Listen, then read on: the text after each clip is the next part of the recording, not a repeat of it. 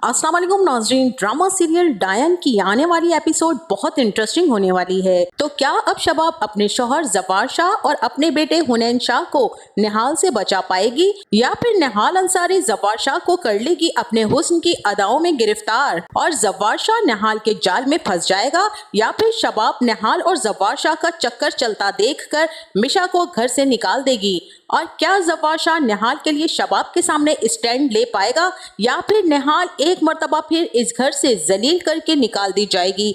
तो ये सब बताएंगे हम आपको आज की इस वीडियो में। लेकिन इससे पहले अगर आपने हमारा चैनल सब्सक्राइब नहीं किया है तो बहुत शुक्रिया के साथ पहले चैनल को सब्सक्राइब कर लीजिए। जैसा कि ज़फ़ार शाह और सब घर वाले जब खाने की टेबल पर खाना खा रहे होंगे तो मिशा भी हुनैन को लेकर वहां आ जाएगी।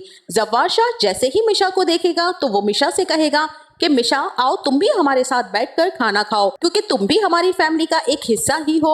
और ये बात तो शबाब को बहुत ही ज्यादा बुरी लगेगी कि ज़फ़ार शाह मिशा को इतनी ज्यादा इम्पोर्टेंस क्यों दे रहा है।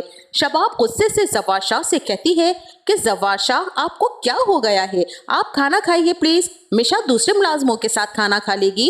ज़फ़ार शाह शबाब से कहेगा कि मिशा दूसरे मुलाजिमों की तरह नहीं है, क्योंकि ये मेरे बच्चे को संभाल रही है और मैं इसको हुनैन की माँ के रुतबे के बराबर समझता हूँ, और आज के बाद कोई भी मिशा को इस घर में नौकर नहीं बोलेगा। निहाल अंसारी जब ये देखती है कि ज़फ़ार शाह ने किस तरह से शबाब के सामने उसके लिए स्टैंड लिया है तो निहाल को तो यकीन आ जाता है कि वो ज़फ़ार शाह को अपने जाल में बहुत आसानी से फंसा सकती है, क्योंकि जो इंसान अपनी बीवी से इतनी ज्यादा मोहब्बत करता है, जिसके बारे में वो एक लफ्ज भी सुनना गवारा नहीं करता, तो आज उसने मेरी खातिर अपनी बीवी की इंसल्ट कर दी और मेरे लिए स्टैंड लिया। निहाल को ये देखकर बहुत ही ज्यादा खुशी होगी और निहाल दिल ही दिल में सोचती है कि वो अपने मकसद में जरूर कामयाब होगी। फिर जब ज़फ़ार शाह लाइब्रेरी में अकेला बैठा होता है तो मिशा चाय की ट्रॉली लेकर ज़फ़ार शाह की लाइब्रेरी में आ जाती है और उससे कहती है कि सर आपका बहुत शुक्रिया। अब जिस पर ज़फ़ार शाह कहेगा कि शुक्रिया किस बात का। मिशा ज़फ़ार शाह से कहेगी कि मुझे डिफेंड करने का, आपने मुझे अपनी फैमिली का हिस्सा समझा, मुझे बहुत अच्छा लगा। मिशा ज़फ़ार शाह से कहेगी कि सर मुझे आपकी नेचर बाकी घर वालों से बहुत ही ज्यादा मुख्तलिफ लगती है, आप बहुत ज्यादा पोलाइट और सॉफ्टिकेटेड नेचर के इंसान हैं और दूसरों को इज्जत देते हैं। मुझे आपकी ये बात बहुत अच्छी लगती है, इसीलिए मैं आपका शुक्रिया अदा करने चली आई। ज़फ़ार शाह मिशा की अदाओं में आ जाता है और ज़फ़ार शाह मिशा से कहता है कि मैं तुम्हारे बारे में जानना चाहता हूँ कि तुम कौन हो, कहाँ से आई हो, तुम्हारे पेरेंट्स कहाँ हैं और तुम्हारे बहन भाई क्या करते हैं और कहाँ रहते हैं। जिस पर मिशा कुछ देर के लिए चुप हो जाएगी और फिर ज़फ़ार शाह से कहेगी कि सर कुछ चीजों पर पर्दा पड़ा रहे तो ही अच्छा होता है, जबकि सब कुछ बता देने से बाज़ औक़ात इंसान अपनी इज्जत खो देता है और उसकी इंफरादियत भी खत्म हो जाती है, और मैं ऐसा हरगिज नहीं चाहती। मिशा कहेगी कि सर मुझे डॉक्टर नवीद के रेफरेंस से आपने यहाँ रखा है, क्या आपके लिए मेरा ये इंट्रोडक्शन काफी नहीं है। इस पर ज़फ़ार शाह मिशा से कहेगा कि चलो ठीक है, अगर तुम बताना नहीं चाहती हो तो कोई बात नहीं, मैं तुम्हें फोर्स नहीं करूंगा। निहाल यहाँ बहुत ज्यादा खुश होती है कि मैं अपने मकसद में कामयाब हो रही हूँ, क्योंकि ज़फ़ार शाह आहिस्ता आहिस्ता मिशा के हुस्न और उसकी अदाओं का दीवाना होता जा रहा है, और ये सब कुछ निहाल को ज़फ़ार शाह की आंखों में नजर आ रहा है। और इसी के साथ वहीं दूसरी तरफ ज़फ़ार शाह और शबाब कहीं बाहर से आते हैं और मिशा जब इनको देखती है तो मिशा चाहती है कि ज़फ़ार शाह उसकी तरफ मुतवज्जा हो, इसीलिए मिशा जब जल्दी से चलती हुई आती है तो जानबूझकर लड़खड़ाने की एक्टिंग करती है।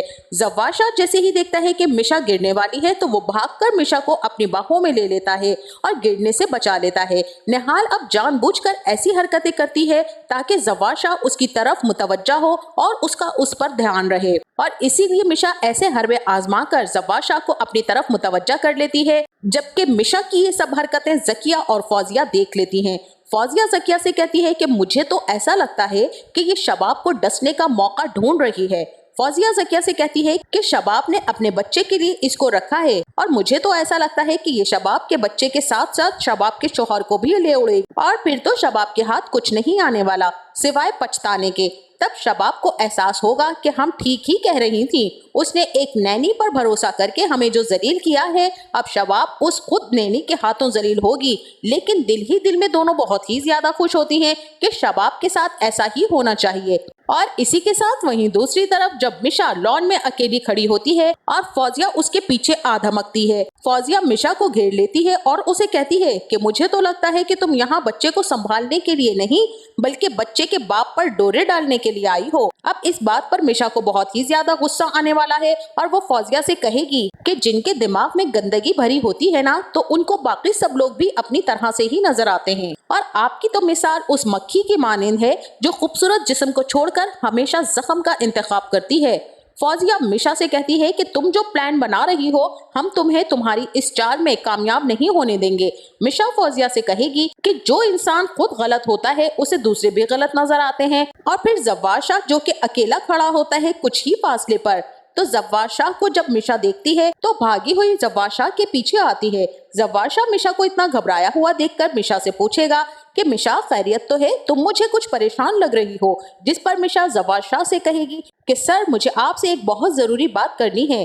जव्वार शाह अब मिशा से पूछेगा कि बोलो, मैं सुन रहा हूँ। फिर मिशा जव्वार शाह को बता देगी कि सर आपकी सिस्टर्स मुझसे बहुत ही ज्यादा बदतमीजी करती हैं और आज तो उन्होंने हद ही कर दी है। उन्होंने मुझे ये कहा है कि मैं आप पर डोरे डालने के लिए आई हूँ और मैं आपको डस रही हूँ अपने हुस्न की अदाओं में। अब मिशा जव्वार शाह से कहेगी कि सर मैं गरीब जरूर हूँ लेकिन बेगैरत नहीं हूँ। मैं इन लोगों की इस तरह की बातें बिल्कुल भी बर्दाश्त नहीं करूंगी और मैं यहाँ से बहुत जल्द चली जाऊंगी। और आई थिंक मैं यहाँ सिर्फ हुनैन बाबा के लिए आई हूँ और ये बात आप भी जानते हैं, लेकिन अब मैं यहाँ नहीं रुक सकूंगी क्योंकि मैं अब इन लोगों की मजीद बातें बर्दाश्त नहीं कर सकती हूँ।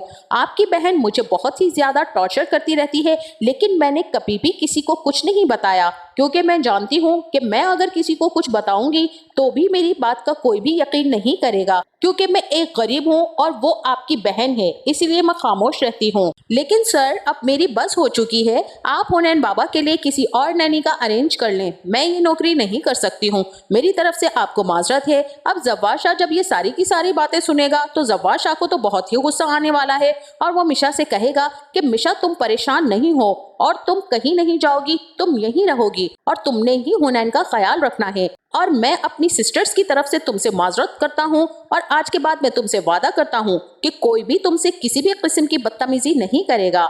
मिशा जव्वार शाह की बात सुनकर बहुत ही ज्यादा खुश हो जाती है और जव्वार शाह से कहती है कि सर मुझे यकीन है कि अगर मुझे सारे घर वाले निकालना भी चाहें तो आप मुझे नहीं निकालेंगे क्योंकि मैं जानती हूँ कि आप बहुत अच्छे इंसान हैं और दूसरों के दुख को समझते हैं और मुझे आप पर पूरा भरोसा है।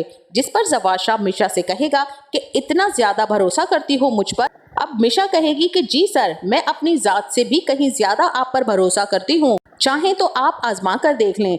अब जव्वार शाह तो मिशा की बातें सुनकर सख्ते की हालत में चला जाएगा क्योंकि मिशा अपनी मीठी मीठी बातों और हसीन अदाओं से जव्वार शाह को अपने हुस्न के जाल में बहुत ही बुरी तरीके से फंसा चुकी है। अब यहाँ जव्वार शाह मिशा से कहेगा कि अगर तुम्हें मेरे ऊपर इतना ही भरोसा है और मैं तुमसे कुछ मांगू तो क्या तुम दोगी और इनकार तो नहीं करोगी। जिस पर मिशा जव्वार शाह से कहेगी कि सर आप मुझे आजमा कर देखिए, मुझे उम्मीद है कि मैं आपकी हर आजमाइश पर पूरी उतरूंगी। फिर जब जव्वार शाह वहाँ से चला जाता है तो मिशा डॉक्टर नवीद को कॉल करेगी और उसे सारी तफसील बताएगी। मिशा डॉक्टर नवीद से बात कर रही होती है तो वहीं फौजिया आ जाती है और वो मिशा को किसी से फोन पर बात करते देख लेती है। फिर फौजिया मिशा के पास जाकर उससे कहेगी कि तुम किससे बात कर रही हो फोन पर, लेकिन मिशा जल्दी से फोन बंद कर देगी और वो बहुत ज्यादा डर जाती है कि कहीं फौजिया ने उसकी सारी प्लानिंग और सारी बातें जो उसने डॉक्टर नवीद के साथ की हैं कहीं सुन तो नहीं ली हैं। लेकिन फौजिया ने मिशा की कोई भी बात नहीं सुनी होगी। मिशा फौजिया को कोई बहाना कर देगी कि वो अपने घर वालों से बात कर रही है। फौजिया वहाँ से चली जाती है तो मिशा अपने दिल पर हाथ रखकर आंखें बंद करके एक गहरा सांस लेगी और शुक्र अदा करेगी कि आज वो बाल बाल बची है। इसीलिए अब निहाल मजीद एहतियात करेगी कि कहीं इसकी प्लानिंग नाकाम ना हो जाए और कहीं बदला लेने से पहले ही उसका राज फाश ना हो जाए। इसी के साथ वहीं दूसरी तरफ शबाब को भी अभी तक जव्वार शाह पर गुस्सा आता है कि उसने सब लोगों के सामने मेरी इंसल्ट की। फिर जव्वार शाह जब शबाब को मनाता है तो शबाब जव्वार शाह से कहती है कि आप नौकरों को इतना सर पर ना चढ़ाएं, मुझे बिल्कुल भी अच्छा नहीं लगता, वरना ये लोग तो अपनी औकात भूल जाते हैं और मालिकों के सर पर चढ़कर नाचने लगते हैं। जव्वार शाह शबाब से कहेगा कि शबाब तुम्हारी सोच कब से इस तरह की हो गई है कि तुम इंसान को पैसे में तोलने लगी हो।